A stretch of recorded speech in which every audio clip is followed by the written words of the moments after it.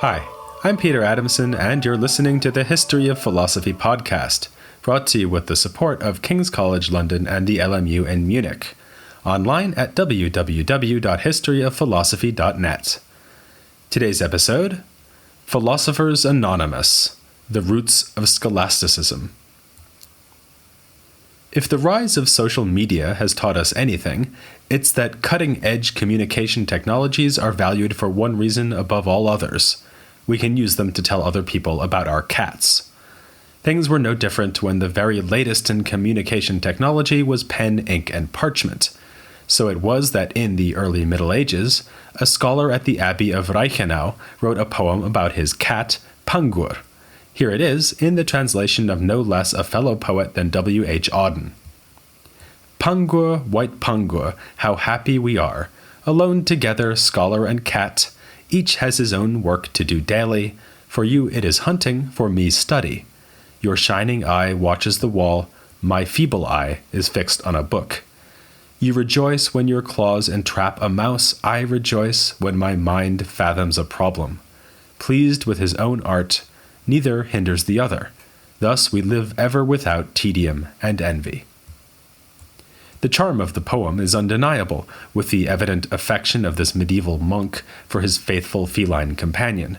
It's made more touching by the fact that the poem is not in Latin, but in Old Irish. The author was an Irishman living far from home in Germany. More poignant still, I think, is the fact that we know the cat's name, but not that of the poet. In both respects, he was a typical representative of early medieval culture. There were many Irish scholars living on the European mainland in this period, enriching its culture with their expertise in classical languages and the liberal arts, as well as the occasional cat poem. We've already met the greatest of these Irishmen, John Scotus Eriugena, and we'll be meeting more in this episode. But even more typical is his anonymity. It's sometimes jokingly remarked by experts in medieval philosophy, who are of course famous for their sense of humor, that the most prolific philosopher of the age was named Anonymous. We have hundreds of manuscripts with philosophical texts written by unnamed authors, who are, unsurprisingly, usually given short shrift by historians, and you can't really blame them. After all, there are many obscure figures from these centuries whose names we do know, and who are likewise waiting to be rescued from oblivion. We'll be meeting some of them in this episode too. One of the characteristic scholarly activities of the medieval period was commentary on earlier texts. Many surviving manuscripts are adorned by anonymous comments or glosses. These were written in the margins or just above the words of the main text, so that one is literally invited to read between the lines. This was no act of vandalism, as it would be if you wrote in a library book today. To the contrary, we find that manuscripts were sometimes produced with glosses specifically in mind, with deliberately wide margins around the main text to leave room for them. Experts can tell a lot about these manuscripts by studying the handwriting used in them.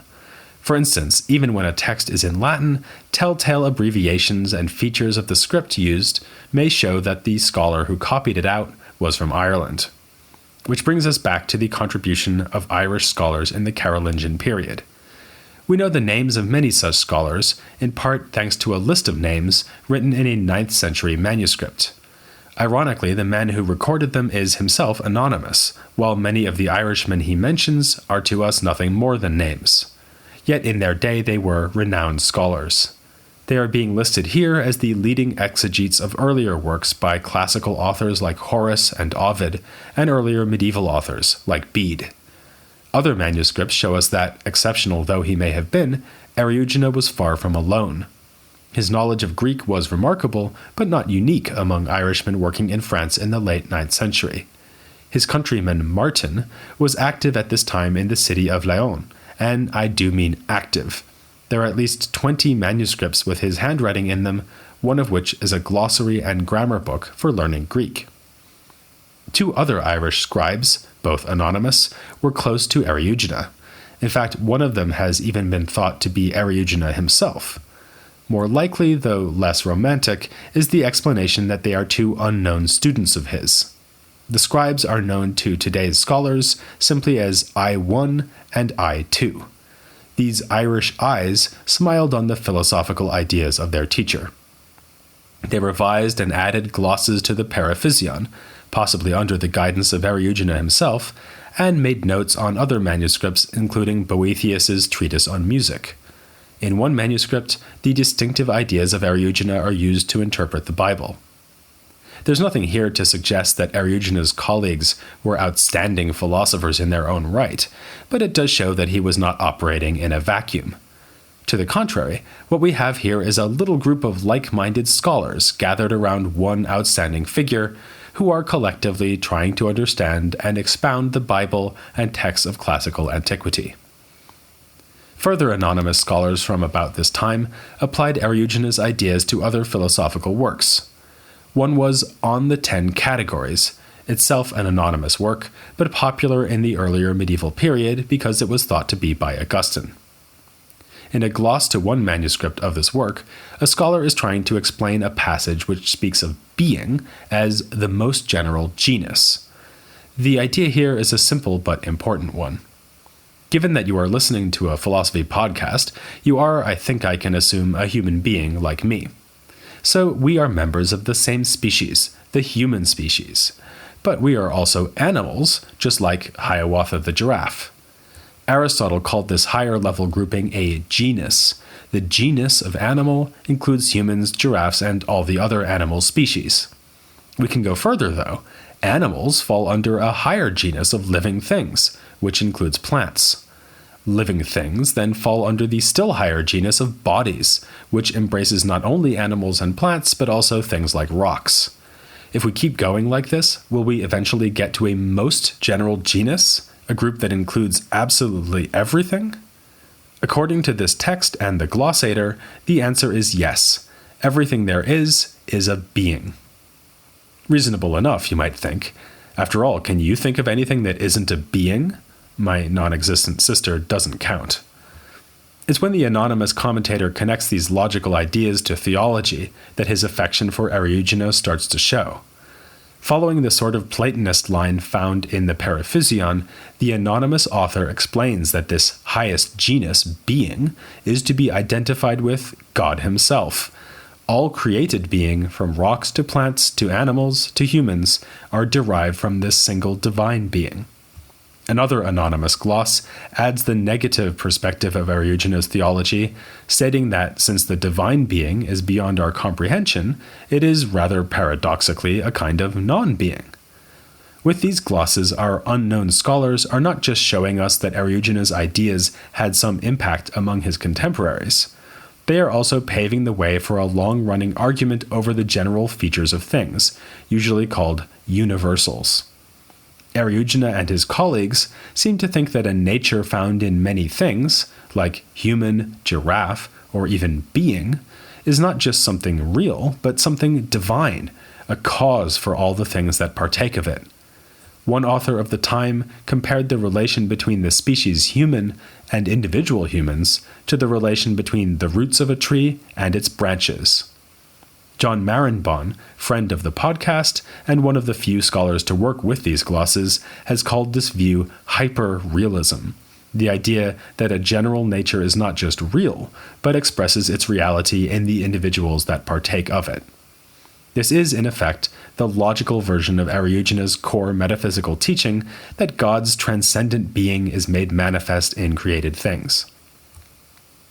If you were to ask one of these unnamed scholars what they thought they were doing when they meticulously studied and annotated their logical textbooks, they would unhesitatingly reply, dialectic. Enshrined as one of the liberal arts, dialectic offered considerable scope for exploring philosophical issues. In the first instance, it would mean doing logic. But as we've just seen, fairly innocuous logical texts could provoke forays into metaphysics and theology. So just imagine what might happen when the texts being glossed weren't so innocuous. This was the case with the Marriage of Philology and Mercury of Marcianus Capella, whose frankly pagan contents were tolerated by early medieval readers eager to learn from it. It was simply too useful a text to be ignored, providing as it did a detailed discussion of all 7 liberal arts. Back in the time of Charlemagne, Alcuin had described these arts as the columns that support the temple of Christian wisdom. Now, in the time of Charlemagne's grandson, Charles the Bald, Eriugena was only one of several scholars writing glosses on the work. You won't be surprised to hear that an important set of glosses on Marcianus, produced even before Eriugena's, is by our mysterious new friend, Anonymous. This unnamed scholar's comments were a major source for a further set of glosses by a philosopher whose name we do know, Remigius of Auxerre. It's usually assumed that these explanatory comments were added to Marcianus's allegory as an aid to teaching, as I suggested with Eriugena's glosses. But there may have been more to it than that. A closer look shows that the commentators struggle with apparent contradictions between Marcianus and other authoritative texts. Never mind the paganism, Marcianus doesn't even agree with the standard astronomical picture bequeathed from the ancients. He makes Mars and Venus orbit around the sun rather than the Earth. The glosses also discuss discrepancies between Marcianus and Boethius on technical points concerning the musical scales. With their glosses, our commentators are trying to reconcile their key sources for two of the liberal arts, astronomy and music. This suggests a more advanced enterprise than classroom teaching, even if other manuscripts like the Greek-Latin glossary I mentioned earlier were obviously produced for a pedagogical context. With all this careful exegesis devoted to authoritative texts, produced within teaching contexts and by collaborative groups of scholars, we're seeing the emergence of something that historians usually call scholasticism. The word comes from schola, the Latin for school, and for good reason. Before the arrival of the universities around the year 1200, philosophy was normally done in the context of the schools that were scattered throughout medieval Europe, in England, France, Switzerland, Germany, and Italy. They were sometimes supported by secular authorities, as when the courts of Charlemagne and Charles the Bald facilitated the scholarship of Alcuin, Eriugena, and their less celebrated collaborators. More often, they were instruments of the church, based at religious houses, parish churches, and cathedrals. That last setting was particularly important. Cathedral schools, a kind of forerunner of the medieval universities, would provide the context for a flowering of scholasticism in the 12th century, the age of thinkers like Peter Abelard and John of Salisbury, who are frequently seen as pioneers of scholasticism. But 12th century scholasticism did not come from nowhere. The intellectual values of the 9th century scholars we've just been discussing were not so different from those of an Anselm or an Abelard. They all saw antique literature as a storehouse of wisdom, which needed to be preserved and explained through copying and commentary. This applied especially to Christian authorities like Augustine, Boethius, and Isidore of Seville, but pagan authors like Plato, Aristotle, and Marcianus were also valued. The classical works were not followed out of blind devotion, but precisely because they were taken to represent the greatest achievements of human reason. It's worth remembering here that in the 9th century, it was actually feasible to master the sum total of existing human wisdom. So much had been lost in the disruptions of late antiquity and the early medieval period that a committed scholar with access to a well-stocked library could work their way through all the important texts on theology and the liberal arts. This remained a rare attainment, to be sure. The schools that proliferated from the 9th to the 11th centuries were not primarily intended to turn out fully rounded intellectuals. Their purpose was more modest and more practical.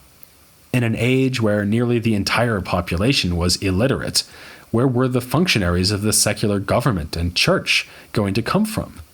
The next generation of officials, secretaries, and clergymen would be trained to read and write at the schools, under the banner of the first liberal art, grammar.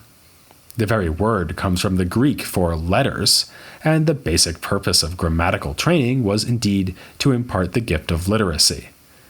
As the schools became more numerous and as competition intensified between masters trying to attract students, the schoolmen became ever more specialized and ever more likely to engage in technical disputes over dialectic and theology.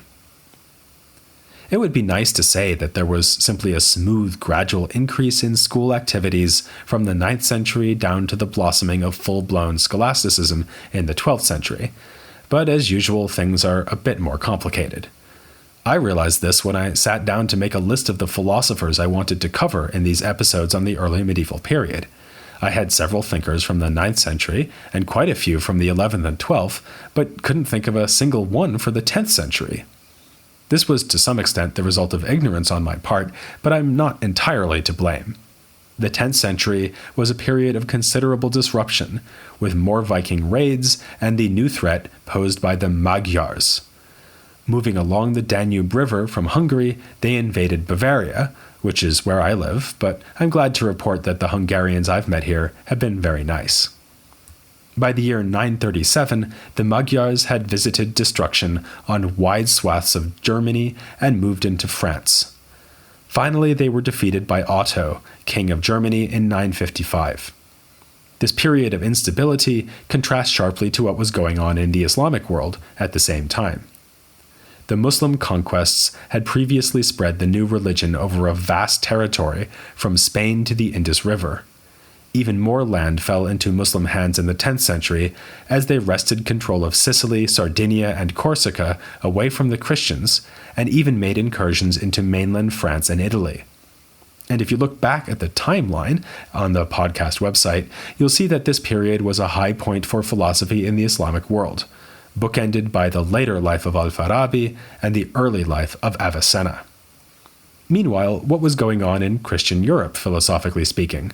Not a great deal, to be honest, but more than is commonly thought. Take Abbo of Fleury, for instance. He was brought to the abbey there when very young, and returned as a master after further training in Paris and Rheims. Abbo wrote on logic and astronomy, contributing to the study of the calendar, as Bede and Alcuin had done a few generations ago. Also, like Alcuin, Abbo was committed to the monastic ethic, and urged discipline upon the younger monks under his care. This led to his undoing when he was killed by his own brethren when he tried to break up a fight among some monks at a monastery he was visiting. That happened in the year 1004, only 1 year after the death of a man who was perhaps the most outstanding scholar of the 10th century, Gerbert of Aurillac. He eventually became pope, and in this role was known as Sylvester II. Gerbert, or Sylvester, thus makes up to some extent for all those anonymous philosophers I mentioned having had two names. He had particular interests in mathematics and natural science, pioneering the use of the abacus for doing arithmetic and building his own astronomical instruments. Most of the scholars I've mentioned in this episode came from, or at least worked in, France. But as I say, there were schools springing up all over Europe. A particularly interesting one was at the Abbey of St. Gall in Switzerland. Here there was even a female teacher of Greek by the name of Hedwig. She was the niece of Otto, the German king who defeated the Magyars. St. Gall could also boast of another well-rounded expert in the liberal arts, Notke, who was nicknamed Labeo, or the Lip, because of his protruding lower lip. Notke Labeo helped the young men who came to study Latin with him by producing German translations of the core texts of the liberal arts curriculum, like Marcianus's Marriage of Philology and Mercury, Gregory the Great's Moralia, and Boethius's Latin versions of Aristotle's Logic. In fact, Notke interspersed the German version with the Latin original, much like the facing page translations used nowadays. So far, I've been giving the impression that any well-educated person in these centuries would have had unalloyed respect and admiration towards the sort of text Notke was making available in German, but in fact that is not the case. Though no one would have had a bad word to say about the classical church fathers, there were plenty of critics who thought that pagan literature was dangerous, especially for the minds of young Christians. Eriugena was chastised for occupying himself with Marcianus rather than Augustine. When Gerbert of Aurillac was being considered for an archbishopric, an opponent to his candidacy remarked, "The disciples of Peter must not have as their teacher a Plato, a Virgil, a Terence, or any other of the herd of philosophers." Even the anonymous poets were getting in on the act. One of them took time out from petting his cat to ask what good it could possibly do for Christians to read the pagan Marcianus Capella. Yet perhaps the most famous remark about the dangers of the liberal arts was uttered by a specialist in those very arts.